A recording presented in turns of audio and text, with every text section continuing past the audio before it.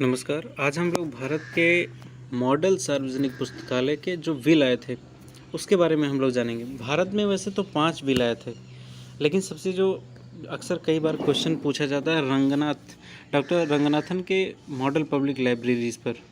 तो इसमें और कई बार भारत सरकार के द्वारा या भारत में जो मॉडल लाए गए उन सारे चीज़ों पर विस्तृत पूछ लिया जाता है। तो हम पांचों के बारे में थोड़ा सा पढ़ लेंगे, जिससे किसी भी प्रश्न आए तो हम पूरा कर लें। और ज़्यादा कठिन नहीं है, सेम पॉइंट्स हैं। एक का अगर हमने याद कर लिया तो सारे का सारा हो जाएगा। तो ये आसान ही है, सिर्फ नाम याद करना है और उसकी कुछ विशेषताएं एक की याद करनी है। एक की विशेषताएं सब में आ जाएंगी। चलिए तो शुरू करते हैं हम लोग आज का ये प्रश्न का उत्तर।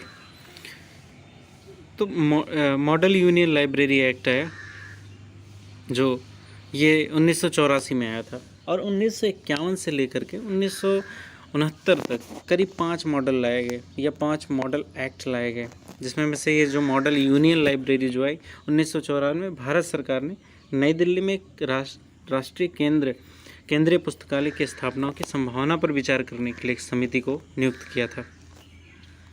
अब इस समिति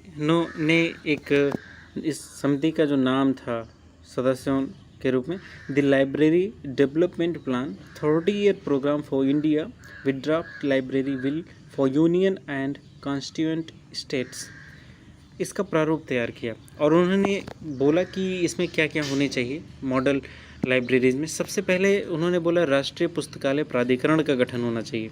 ये बहुत इंपॉर्टेंट है, आप लोग इस शब्द को रट लो, राष्ट्रीय पुस्तकालय प्राधिकरण। और अगला जो होता है, दूसरा उन्होंने बात किया कि एक राष्ट्रीय केंद्रीय पुस्तकालय प्रणाली होनी चाहिए, अर्थात राष्ट्रीय प्रतिलिप्याधिकार यानी कॉपीराइट पुस्तकालय की स्थापना भी होनी चाहिए। अगला इन्होंने बोला कि एक राष्ट्रीय पुस्तकालय समिति जो सलाह देगी राष्ट्रीय पुस्तकालय प्राधिकरण को, तो राष्ट्रीय पुस्तकालय समिति भी बननी चाहिए। और फिर राष्ट्रीय पुस्तकालय कोष का गठन होना चाहिए, और पुस्तक तथा समाचार पत्र प्रदाय अधिनियम 1954 में संशोधन होना चाहिए। लेकिन सरकार ढीली थी, उसमें कुछ रुचि नहीं दिखाई, तो ये गया काम से, इसका कुछ नहीं हुआ। और उसके बाद 42वें संविधान संशोधन में 1976 में भी शिक्षा को राज्य सूची से निकालकर समवर्ती सूची में सम्मिलित किया गया। उससे पहले शिक्षा जो राज्य सूची के अंतर्गत आती थी। तो आगे फिर डॉक्टर रंगनाथन का मॉडल लाइब्रेरी आता है। इसमें ये दूसरा मॉडल है, एक तो पहला हमने पढ़ लिया, दूसरा है डॉक्टर रंगनाथन का मॉडल लाइब्रेरी एक्ट। इसमें 1930 में ऑल एशिया एजुकेशनल कॉन्फ्रेंस हुआ था बनारस में। उसमें मॉडल लाइब्रेरी एक्ट के ऊपर रंगनाथन जी ने एक लेख प्रस्तुत किया, और इसे ही मॉडल पब्लिक लाइब्रेरीज एक्ट के रूप में संशोधित किया गया था। 2 राज्यों ने, एक तो पश्चिम बंगाल ने 1931 में और मद्रास ने 1933 में लागू करने का प्रयास किया, लेकिन उसमें नहीं लागू किया जा सका, क्योंकि हम लोग गुलाम भी तो थे, अंग्रेज उस समय शासन थे, वही लागू करना चाहते थे। और उसकी कुछ विशेषताएं भी थी, जैसे आदर्श पुस्तकालय अधिनियम के द्वारा शहरों, गाँव व अन्य क्षेत्रों में सार्वजनिक पुस्तकालय प्रणाली सुनिश्चित की जाए। दूसरा, राज्य का जो शिक्षा मंत्री हो राज्य पुस्तकालय प्राधिकरण के रूप में कार्य करेगा, और राज्य में पर्याप्त पुस्तकालय उपलब्ध कराना राज्य पुस्तकालय प्राधिकरण का दायित्व होगा। वही सिंपल सी जो पहले हमने बातें की थी, राज्य पुस्तकालय प्राधिकरण होनी चाहिए, ये सारी चीज़ें। और इसमें भी बताया गया कि राज्य पुस्तकालय प्राधिकरण को परामर्श देने के लिए राज्य पुस्तकालय समिति का गठन करना चाहिए। और उसके बाद इसमें एक नई चीज़ बताएगी कि एक स्थानीय पुस्तकालय प्राधिकरण भी होना चाहिए, का गठन होना चाहिए। उसके बाद रंगनाथन ने भी बोला था कि पुस्तकालय अधिकार का भी निर्धारण किया जाए, और उसके लिए भी करना चाहिए, मतलब टैक्स लगाओ और वसूली भी किया जाए।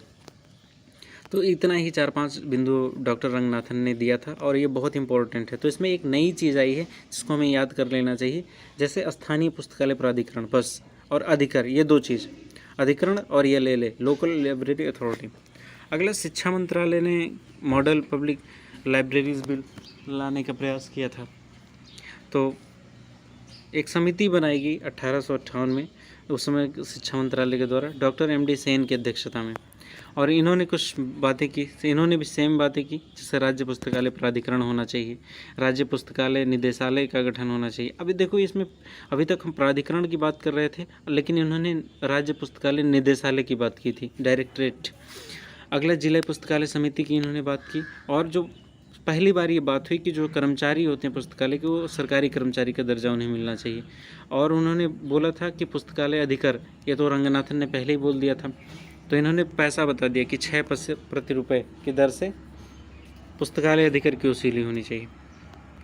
इस पे भी कुछ काम नहीं हो सका, इसीलिए अगला योजना आयोग का मॉडल बनाया गया, पब्लिक लाइब्रेरीज बिल लाया गया चौथी पंचवर्षीय योजना के दौरान। तो भारत सरकार ने पुस्तकालय विकास पर सलाह के लिए एक वर्किंग ग्रुप बनाया, जिसमें कुछ चीज़ें बताई, उसको हम देख लेते हैं। सबसे पहले इसने बताया कि एकीकृत सार्वजनिक पुस्तकालय सेवा की स्थापना होनी चाहिए, और उसका रख रखाव और विकास भी होना चाहिए, और उसका एक स्टैंडर्ड होना चाहिए, जैसे FSSAI है, food safety standard authority of India. तो वो क्या करती है कि मानक निर्धारित करती है कि किसी भी खाने में इतना कैल्शियम होना चाहिए, इतना वो होना चाहिए, इतना सारी मात्राएं होनी चाहिए।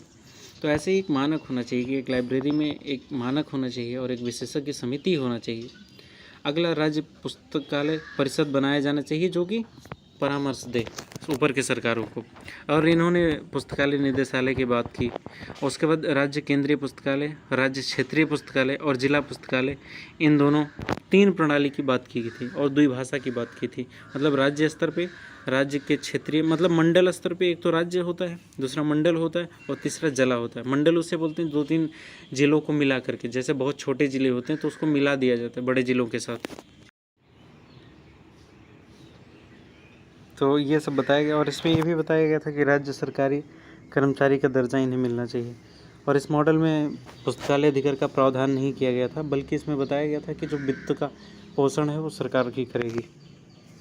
फिर नई चीज़ इसमें आ गई, अभी तक अधिकार चल रहा, उसके बाद अधिकार की बात ही खत्म होगी, पोषण इसमें आ गया। Model public library and information services act, इसमें ये 1989 में भारतीय पुस्तकालय संघ, इंडियन लाइब्रेरी एसोसिएशन के अनुरोध पे डॉक्टर वेंकटप्पय्या, एक डॉक्टर वेंकटप्पय्या थे अध्यक्ष, इनके अध्यक्षता में बनाई गई समिति।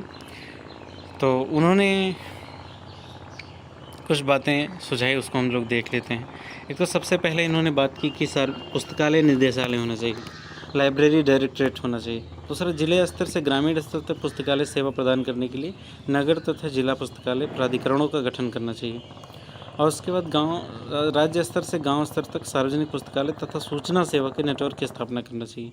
राज्य पुस्तकालय और सूचना सेवा का गठन करना चाहिए। और उसके बाद इन्होंने अधिकार की बात की। अभी इससे पहले के मॉडल में अधिकार नहीं था, लेकिन इसमें फिर इन्होंने अधिकार की बात की। और इन्होंने शिक्षा, पुस्तक प्रकाशन, समन्वय इत्यादि के लिए राज्य स्तर पर परिषदों का गठन करने के लिए बात की। और सार्वजनिक व्यय और सेवाओं का दायित्व निर्धारित करने के लिए बात की। और राजनीति आधारित राज्य पुस्तकालय व सूचना सेवा की बात की। शीर्ष स्तर पर पुस्तकालय मंत्री की अध्यक्षता में, अब इन्होंने पुस्तकालय मंत्री एक अलग विभाग ही बोला। नीति निर्धारण और कार्यकारी निकाय के रूप में राज्य पुस्तकालय प्राधिकरण का गठन होना चाहिए। तो इसमें कुछ नई बातें इन्होंने नहीं बताई, एक भी नई बातें इन्होंने नहीं बताई, सारी की सारी पुरानी बातों को ही इसमें जोड़ दिया गया। तो वर्तमान समय में इंडियन पब्लिक लाइब्रेरी अधिनियम जब लाया गया तो उसमें department of library and information services, state public library authority in the apex, regional public library authority, metropolitan public authority, city public, ऐसे लाइब्रेरी अथॉरिटीज़ को बनाया गया। ये तो वही है। अगला हम लोग सूचना के अधिकार पढ़ेंगे अगले वीडियो में। तो आज हम लोगों ने जाना कि कौन कौन से एक्ट लाए गए लाइब्रेरी मॉडल के लिए, जैसे 5 एक्ट्स के बारे में हम लोगों ने जाना। इसमें सबसे इम्पोर्टेंट हमें याद करने वाला है रंगनाथन, लेकिन हमें पूरा ही जान लेना है क्योंकि ज़्यादा कुछ अंतर नहीं है, थोड़े बहुत अंतर हैं। तो मिलते हैं अगले वीडियो में। Thank you very much.